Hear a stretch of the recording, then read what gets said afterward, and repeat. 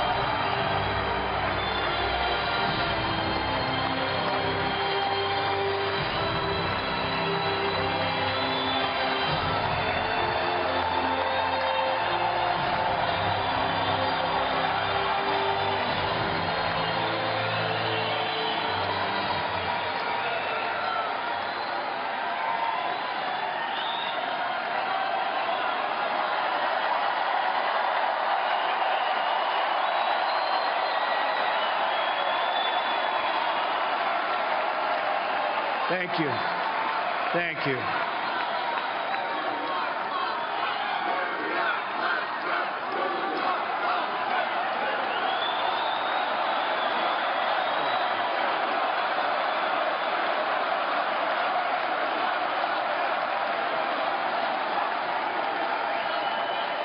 Thank you. Thank you very much.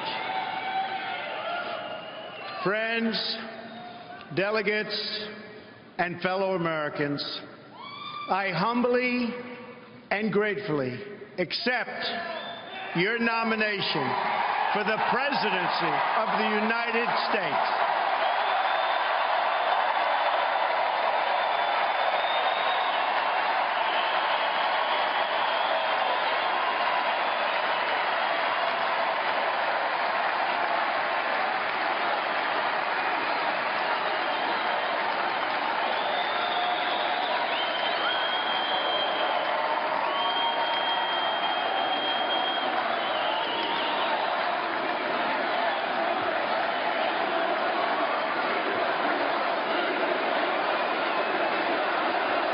USA, USA, USA, USA.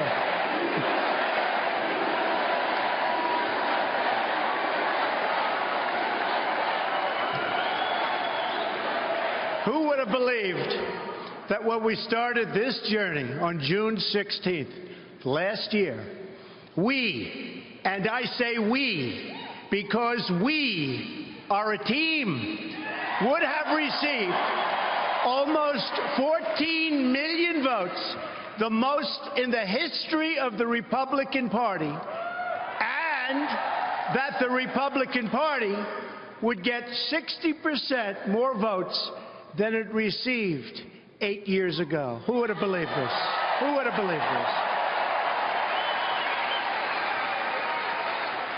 The Democrats, on the other hand, received 20% fewer votes than they got 4 years ago. Not so good, not so good.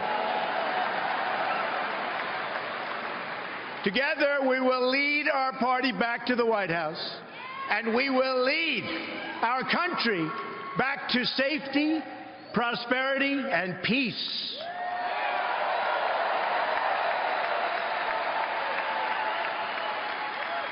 We will be a country of generosity and warmth, but we will also be a country of law and order.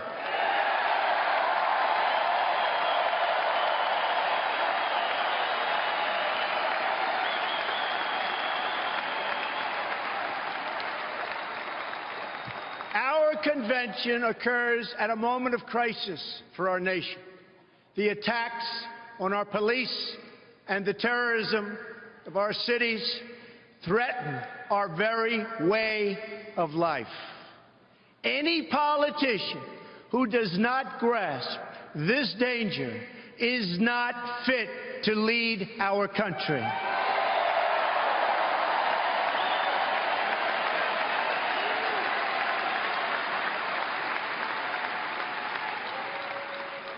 Americans watching this address tonight have seen the recent images of violence in our streets and the chaos in our communities.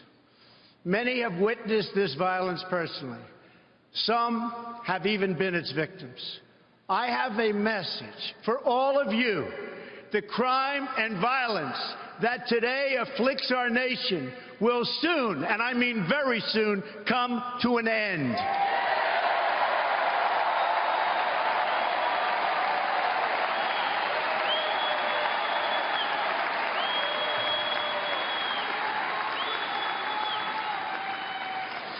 Beginning on January 20th of 2017, safety will be restored.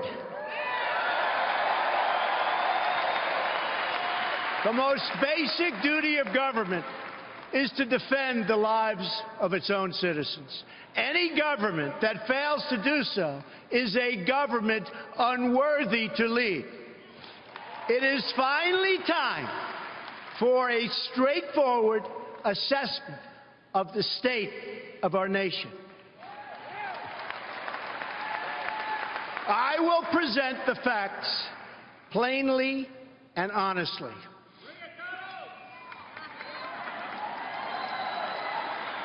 We cannot afford to be so politically correct anymore.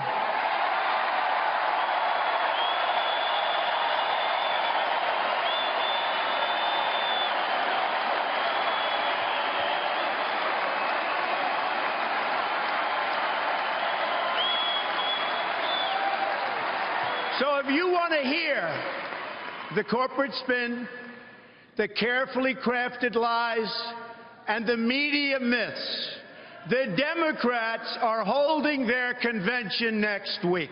Go there.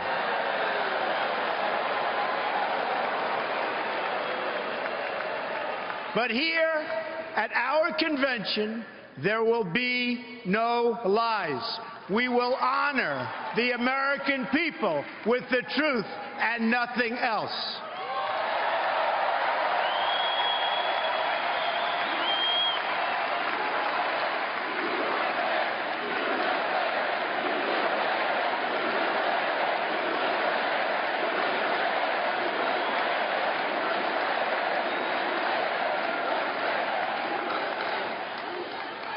These are the facts. Decades of progress made in bringing down crime are now being reversed by this administration's rollback of criminal enforcement. Homicides last year increased by 17% in America's 50 largest cities.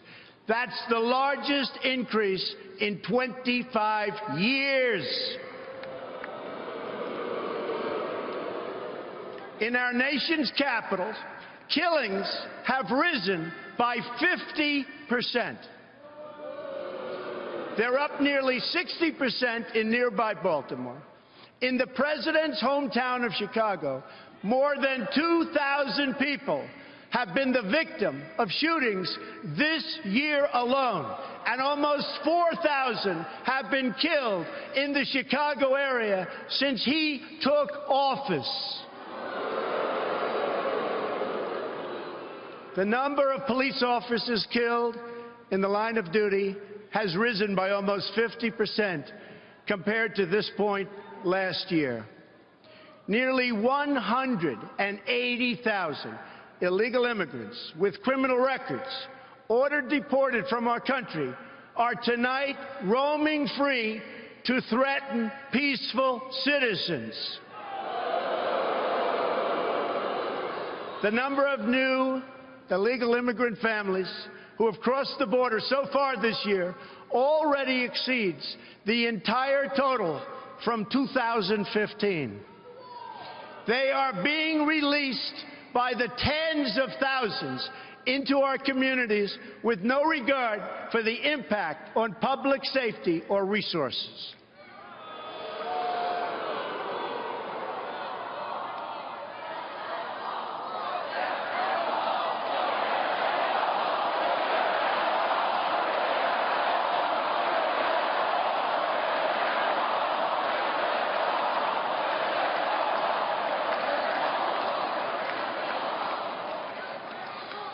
One such border crosser was released and made his way to Nebraska.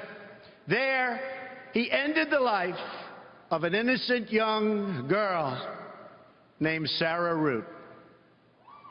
She was 21 years old and was killed the day after graduating from college with a 4.0 grade point average, #1 in her class. Her killer was then released a second time, and he is now a fugitive from the law. I've met Sarah's beautiful family, but to this administration, their amazing daughter was just one more American life that wasn't worth protecting. No more. One more child to sacrifice on the order and on the altar of open borders. What about our economy? Again, I will tell you the plain facts that have been edited out of your nightly news and your morning newspaper. Nearly 4 in 10 African American children are living in poverty, while 58% of African American youth are now not employed. 2 million more Latinos are in poverty today than when President Obama took his oath of office less than 8 years ago. Another 14 million people have left the workforce entirely. Household incomes are down more than $4,000 since the year 2000. That's 16 years ago. Our trade deficit in goods reached nearly, think of this, our trade deficit is $800 billion. Yet, think of that, $800 billion. Last year alone, we're going to fix that.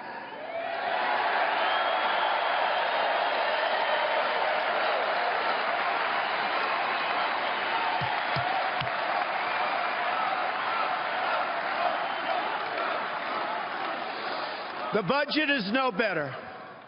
President Obama has almost doubled our national debt to more than $19 trillion and growing. And yet, what do we have to show for it? Our roads and bridges are falling apart. Our airports are third world condition. And 43 million Americans are on food stamps. Now, let us consider the state of affairs abroad. Not only have our citizens endured domestic disaster, but they've lived through one international humiliation after another, one after another. We all remember the images of our sailors being forced to their knees by their Iranian captors at gunpoint. This was just prior to the signing of the Iran deal, which gave back to Iran $150 billion and gave us absolutely nothing. It will go down in history as one of the worst deals ever negotiated. Another humiliation came when President Obama drew a red line in Syria, and the whole world knew it meant absolutely nothing.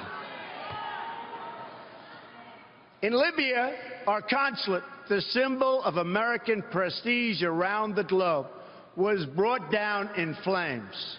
America is far less safe, and the world is far less stable than when Obama made the decision to put Hillary Clinton in charge of America's foreign policy.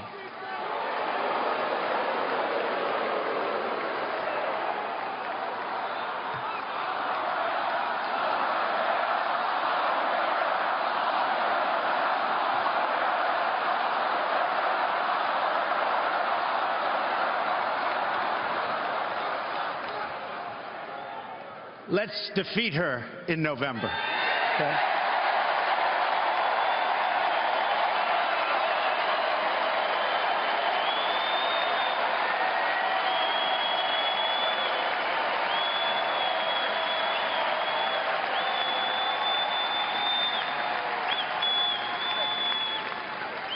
I am certain that it was a decision that President Obama truly regrets.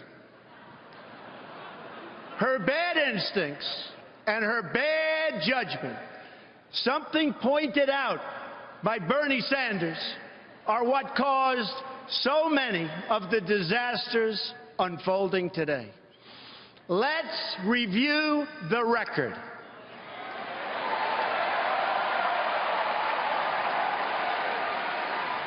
In 2009, pre-Hillary, ISIS was not even on the map.